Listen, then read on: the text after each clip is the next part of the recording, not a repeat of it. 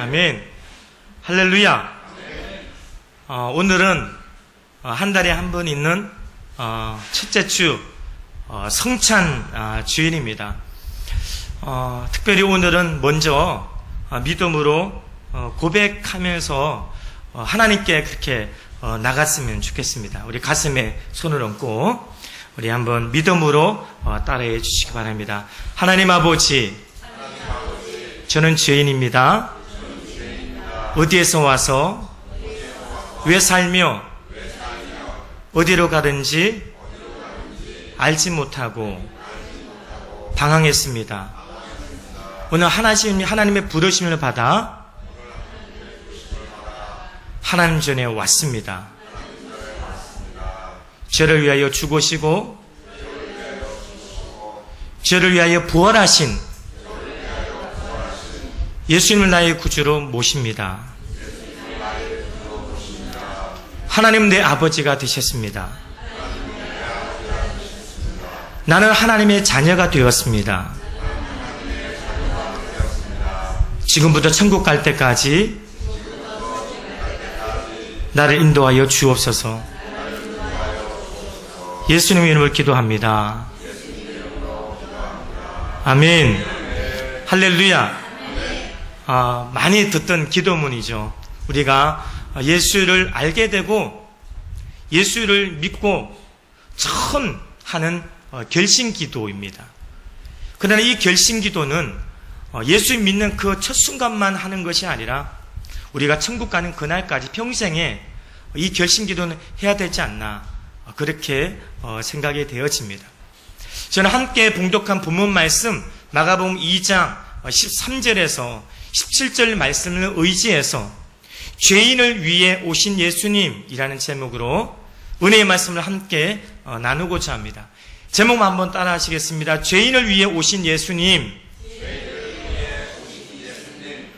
인류 역사에서 가장 위대한 사건은 바로 하나님의 아들이신 예수 그리스도께서 인간의 몸을 입고 이 땅에 오신 것입니다.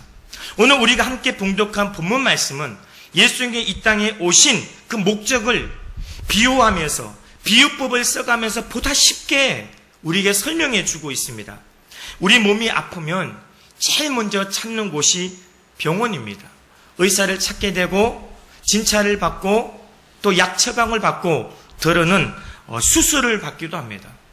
오늘 예수님께서 많고 많은 비유 중에 왜 의사와 병자를 이렇게 비유하고 있을까요? 이는 왜곡되어진 잘못된 신앙이 아닌 온전하게 균형 잡힌 건강하고 온전한 신앙을 위해서입니다. 하나님은 인간을 창조하셨어요. 인간을 창조하시고 각 개개인에게 서로 다른 지혜와 은사와 재능과 달란트를 주셨어요. 그 사람들에 의해서 병원이 세워졌고 그 사람들에 의해서 의사가 세워졌습니다. 우리 예수님은 이 세상에 의사를 인정해 주셨습니다. 의사가 고치는 병이 있고 하나님이 고치는 병이 있습니다. 무조건 기도만 하는 것이 아니라 우리는 건강검진도 해야 되고 몸이 아프면 병원도 가야 합니다. 그러나 현대의학과 의술로 못 고치는 병이 있어요. 이것은 불치병입니다. 난치병이에요. 인간의 한계예요. 이 병은 하나님만 고칠 수가 있습니다. 우리 예수님 공생의 사역 3년을 사역을 하셨죠. 예수님 공생의 사역 가운데 3분의 2가 병을 고치는 사역이었습니다. 그 병 고침의 사역 가운데 공통점이 있어요. 그 모든 병은 사람이 고칠 수 없는 병이었습니다. 태어나면서부터 안전병이 어떻게 고칩니까? 두 눈이 멀었어요. 실명을 했어. 앞을 보지 못하는 장님 어떻게 고쳐요? 그때 의학과 의술도 없는데 중풍병자 어떻게 고칩니다? 못 고칩니다.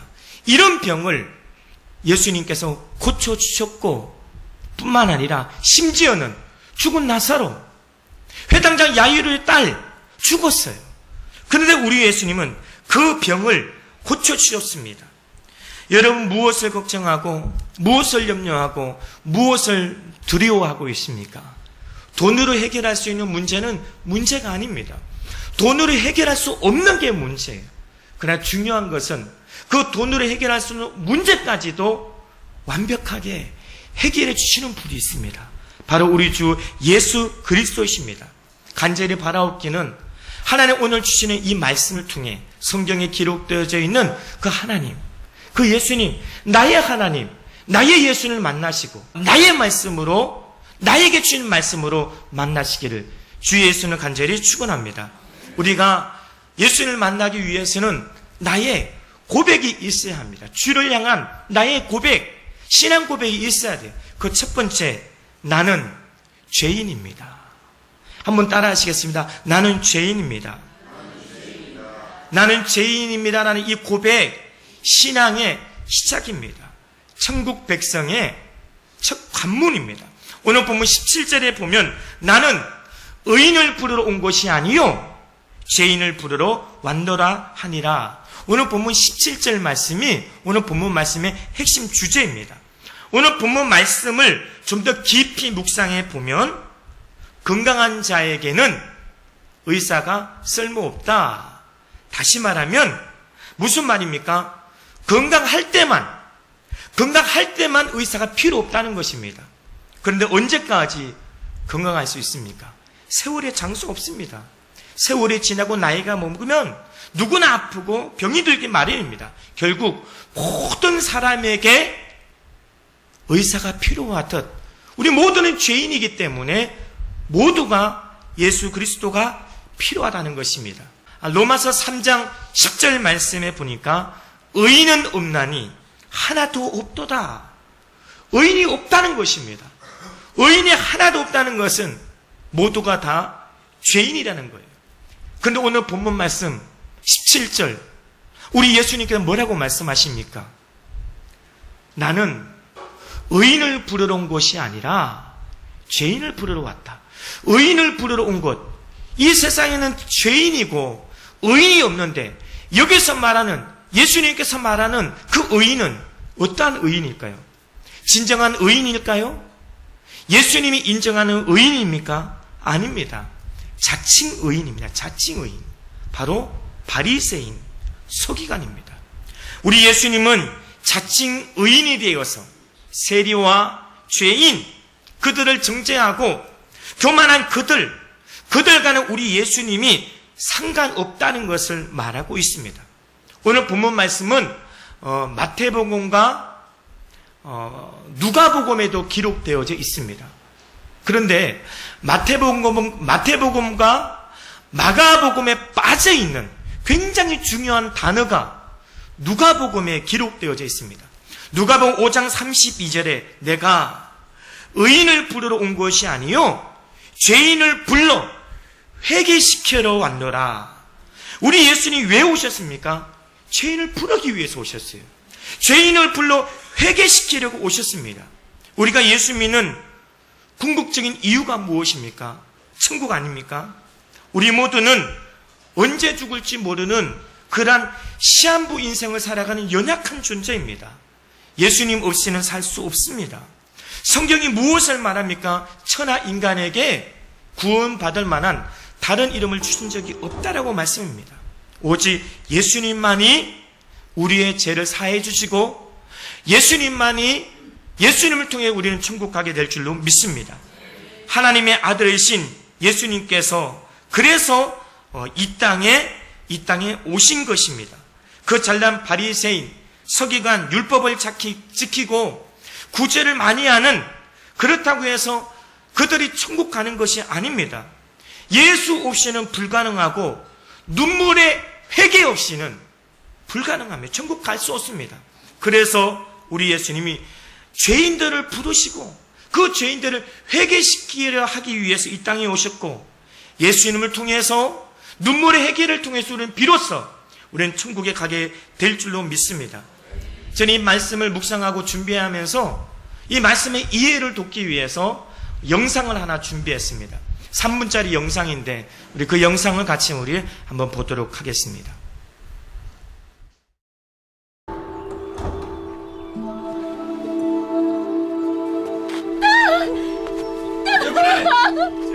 들여보내라! 보내! 어서 들어가! 보내! 보내! 예! 들여보내라고! 됐어! 들여보내! 들여보내라! 들여보내라고! 자, 예! 선생이여, 이 여자가 간음하다 현장에서 붙잡혔나이다. 모세는 율법에 이런 여인은 돌로 치라고 명령하였거니와 선생은 뭐라 말하겠나이까?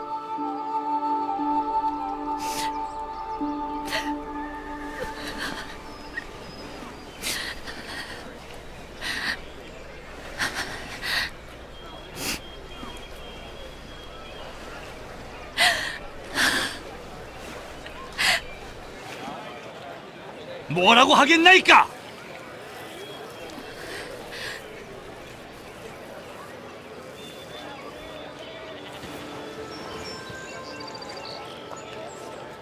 너희 가운데 죄 없는 자가 먼저 그녀에게 돌을 던지라.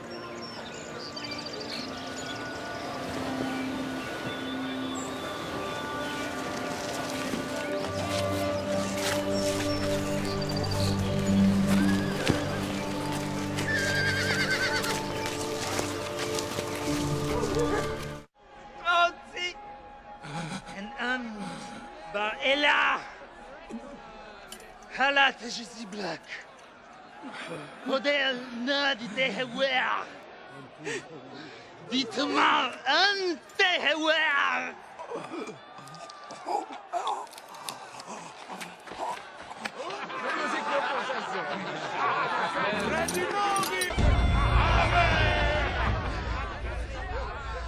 لا משפט גזמש! ولا אבל واحد باكر هالمشبات انت تشبت عني انت صديق به اشعل عن تقول لي هذولي بسم نادي تيت نمايلك يوم عدنا تخويني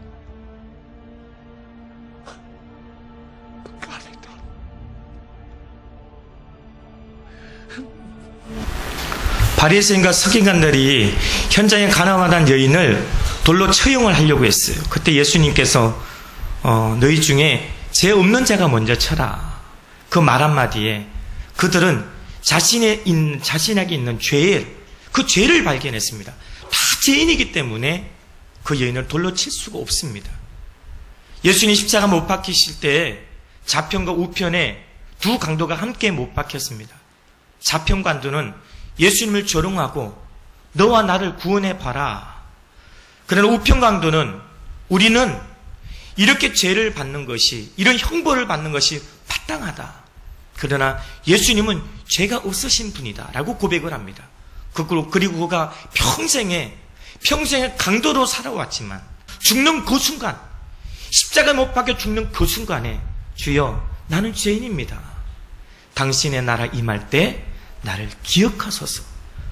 거기에 대한 그 자신의 죄를 회개하는 그 죄인을 향해서 우리 예수님 뭐라고 말씀하십니까?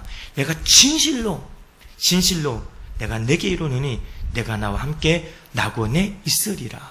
할렐루야. 우리 예수님 이 땅에 왜 오셨습니까? 죄인을 부르셔 회개시키고 그 눈물의 회개를 통해서 우리가 영원한 낙원에 하기 위해서 우리 예수님 이 땅에 오신 줄로 믿습니다. 하나님 어떤 자를 쓰십니까? 어떤 자를 축복하시고 어떤 자를 높여주십니까? 예수님의 수제자였던 베드로, 그 베드로는 주님 앞에 이렇게 고백을 합니다. 누가복음 5장 8절에 주여 나를 떠나소서 나는 죄인으로소이다. 예수님은 죄인이라고 고백하는 베드로 떠났을까요? 그를 떠나지 않았습니다. 마태복음 16장 18, 19절에 내가 내게 이르노니 너는 베드로라. 내가 이 반석 위에 내 교회를 세우리니 음부의 권세가 이기지 못하리라. 내가 천국 열쇠를 내게 주리니 내가 땅에서 무엇이든지 매면 하늘에서 매일 것이요 내가 땅에서 무엇이든지 풀면 하늘에서도 풀리리라 하시니라. 베드로 그 예수님의 수제자였어요.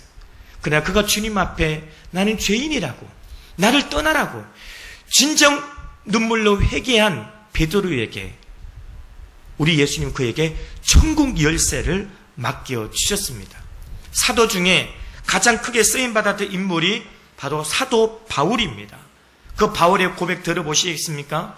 디모데전서 1장 15절에 밑보다 모든 사람이 받을 만한 이 말이요 그리스도 예수께서 죄인을 구원하시려고 세상에 임하셨다 하였도다. 나는 죄인 중에 내가 괴순이라. 사도 바울, 우리가 읽고 있는 신약성경 27권 중에 13권을 기록하고 로마의 1차, 2차, 4차 전도의 선교여행을 떠나고 많은 사람을 구원했던 그 사도 바울이 뭐라고 고백하고 있습니까? 나는 죄인입니다. 나는 죄인 중에 괴수다. 하나님은 자신의 죄를 뉘우치고 눈물로 회개하는 자를 높여주시고 그 사람을 축복하시고 그 사람을 사용해 주실 줄로 믿습니다. 둘째, 하나님이 옳습니다라는 고백입니다. 여러분 질문 하나 할게요. 하나님의 문제입니까? 내가 문제입니까? 네. 내가 옳습니까? 하나님이 옳습니까? 그쵸. 하나님이 옳습니다라는 이 고백이 늘 우리의 삶 속에 있다고 한다면 원망이 사라지고 또 불평이 사라지고 찬송과 기쁨이 터져나올 줄로 믿습니다. 성경 인물 중에 평생에 찬양의 삶을 살았던 인물 누구입니까? 바로 다윗입니다. 사실 인간적으로 보면 다윗의 생애는 감사보다 원망, 불평, 탄식이 터져나와야 합니다. 그러나 다윗은 그 고난 속에 하나님을 만났어요. 그 고난 속에 하나님의 말씀을 배웠습니다. 자신의 생애와 자신의 삶을 통해 내가 아닌 하나님은 옳았다. 그럼 고백하게 되었어요. 시편 119편 137절에 야훼여 주는 의로우시고 주의 판단은 옳으니이다. 우리를 향하신 하나님의 판단, 우리를 향하신 하나님의 계획은 언제나 옳은 줄로 믿습니다. 영국의 아주 작은 마을에서 있었던 쉬라입니다. 그 마을은 바다에 나가 물고기를 잡아서 생계를 유지하는 그런 작은 어촌에 불과했어요. 근데 어부들이 하루는 그런 고기를 잡으려고 바다를 나간과 동시에 갑자기 그런 폭풍이 일어나고 삽시간에 그 바다는 죽음의 바다로 변해버렸습니다. 이제 마을에 남아있던 그런 아내들, 자식들이 할 수 있는 것은 모여서 기도하는 것밖에 없습니다. 무사 귀환을 위해서. 그러나 한 곳에 모여서 간절히 주님 앞에 기도했습니다. 많은 시간이 흘렸어요. 그리고 캄캄한 밤이 되었습니다. 응답의 기별은 조금도 보이지 않는 그 순간, 그러던 중에 갑자기 마을 한쪽 편에서 불기둥이 솟구치기 시작했습니다. 화재가 난 거죠. 그 불은 삽시간에 집 2채, 3채를 태워버렸습니다. 그들은 기도하는 도중에 그러한 사건이 일어났기 때문에 절망했습니다. 좌절했습니다. 분노와 원망이 머리끝까지 치솟았습니다. 그렇게 긴 밤이 지나고 동력이 밝아왔습니다. 그런데 멀고 먼 저 수평선에서 배가 한 척 두 척씩 보이기 시작했습니다. 그리고 그 배가 육지에 도착했을 때 그렇게 간절히 부르짖어 기도했던 그 아내와 그 아이들과 그 남편은 부둥켜 안고 그렇게 울었습니다. 감격이 진정될 즈음에 한 어부가 어젯밤 있었던 이야기를 그렇게 들려주는 것입니다. 거센 풍랑이 우리 앞을 가로막고 높은 파도로 인해서 우리가 모든 방향을 잃고 우리가 표류하고 있을 때 어디선가 파도와 저 먼 어둠 속에서 희미한 불빛이 그렇게 보이더라는 것입니다. 그 불빛이 비치는 곳을 향해 그리 열심히 노를 지었다는 거예요. 그 불빛이 바로 어젯밤 그 마을을 불태웠던 그 화재였던 것입니다. 당시 그 누구도 그 마을에 집이 2채, 3채가 타는 그 화제가 하나님의 응답이라고 누구도 말 못했을 것입니다. 그러나 그것은 분명 그들의 간절히 기도에 대한 하나님의 응답이었다는 것입니다. 하나님은 이사야 선지자를 통해 저와 여러분에게 말씀하고 있습니다. 이사야 55장 8절 9절에 이는 내 생각이 너희 생각과 다르며 내 길은 너희 길과 다름이라 야훼의 말씀이라. 이는 하늘이 땅보다 높음 같이 내 길은 너희 길보다 높으며 내 생각은 너희 생각보다 높으니라. 하나님의 생각과 하나님의 길은 언제나 우리보다 높습니다. 그리고 우리보다 옳습니다. 믿음의 사람들은 이 이사야 55장 8절 9절 말씀은 이 마음판에 내 폐부 깊이 각인시키고 살아야 될 줄 믿습니다. 기도의 결과가 무엇이든지 우리에게 최상의 조건, 모든 것이 한력해 선을 이루어 줄 것이라는 그 믿음의 확신을 우리는 가지고 살아야 될 줄을 믿습니다. 이스라엘 백성들, 그들 앞에 비록 홍해바다가 가로막고 있었지만 실상은 그 홍해바다가 애굽을 떠나 가나안으로 연결되어져 있는 지름길이었다는 것입니다. 그들이 가나안 땅을 목전이 앞두고 그들이 앞에 요단강에 가로막고 있었지만 실상은 적과 꾸리는 가나안 땅에 들어가는 길목이 그 요단강이었다는 것입니다. 우리가 기도하고 우리 하나님만 의지하고 신뢰하고 예수 그리스도의 믿음의 삶, 주님의 기쁨의 삶을 산다 할지라도 항상 좋은 일만 있는 것이 아니라 때로는 고난도 있고 어려움도 있습니다. 그러나 그것이 잘못된 것이 아니라는 것.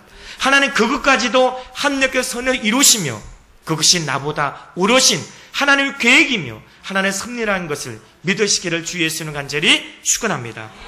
마지막 셋째, 예배입니다.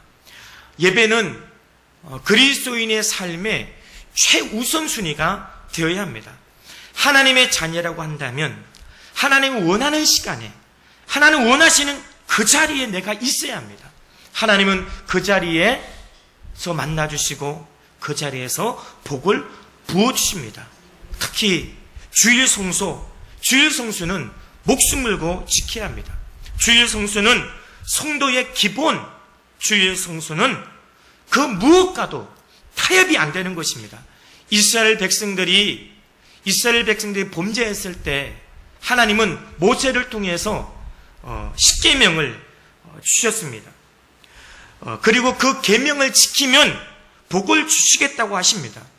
우리가 주기도문과 사도신경은 자주 접합니다. 그래서 달달 외웁니다. 주기도문과 사도신경은 성경 맨 앞에 표지에 있어요. 그러나 십계명은 우리가 잘 접하지 않아요. 십계명은 성경 맨 뒤에 표지에 있습니다. 예수 감 믿은 사람은 그 십계명이 있는 줄도 모르는 사람이 종종 있습니다. 십계명은 대신계명과 대인계명으로 나눠져 있죠. 대신계명은 하나님과 나와의 계명, 지켜야 할 계명, 그리고 대인계명은 인간과 인간 사이에 지켜야 할 계명입니다. 그 대신계명 중에 부연 설명까지 붙여가면서 가장 힘있게 강조했던 계명이 무엇입니까? 제4계명입니다. 4계명. 안식일을 기억하여 거룩하게 지켜라. 엿새 동안 힘써 내 모든 일을 행할 것이나 일곱째 날은 내 하나님의 야훼의 안식일인즉 내 아들이나 내 딸이나 내 남종이나 내 여종이나 내 가축이나 내 문 안에 머무는 객이라도 아무 일도 하지 말라. 이는 엿새 동안 나 야훼가 하늘과 땅과 바다와 그 가운데 모든 것을 만들고 일곱째 날에 쉬었습니다. 그러므로 나 야훼가 안식일을 복되게 하여 그날을 거룩하게 하였느니라. 할렐루야. 안식일을 왜 우리가 거룩하게 지켜야 합니까? 안식일은 하나님의 날이에요. 안식일의 주인은 하나님이에요. 예수 그리스도인 것입니다. 내가 주인이 아니에요. 예수 그리스도가 주인이십니다. 주일은 그분께 온전히 드리는 날입니다.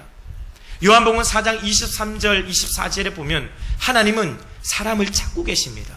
어떤 자를 찾는다고 말씀하고 있습니까? 예배할 자를, 영과 진리로 예배할 자를 우리 주님은 찾는다고 말씀하고 있습니다. 하나님의 예배 드리는 자를 가장 기뻐하십니다. 출애굽기 7장 16절을 말씀해 보면 내 백성을 보내라.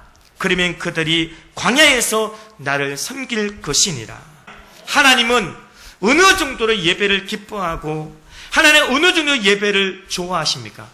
한 민족을 대이동시키기까지 예배를 받기를 원하십니다. 하나님 모세를 통해서 이스라엘 백성들 애굽에서 출애굽시킨 이후에 무엇을 받기를 원하십니까? 예배라는 것입니다. 예배의 승리자가 되십시오. 예배의 승리자가 되실 주 예수를 부탁을 드립니다. 예배의 승리자가 되면 반드시 인생의 승리자가 될 것입니다. 이것은 하나님의 약속이에요. 예배는 축복을 낳고 기도는 기적을 낳는 것입니다. 9월 한 달 나는 죄인이고 하나님이 옳습니다. 라는 고백과 함께 정말 하나님이 기뻐하시는 그 예배의 삶을 살아가는 축복의 한 달이 되시기를 주 예수님을 간절히 축원합니다. 기도하겠습니다.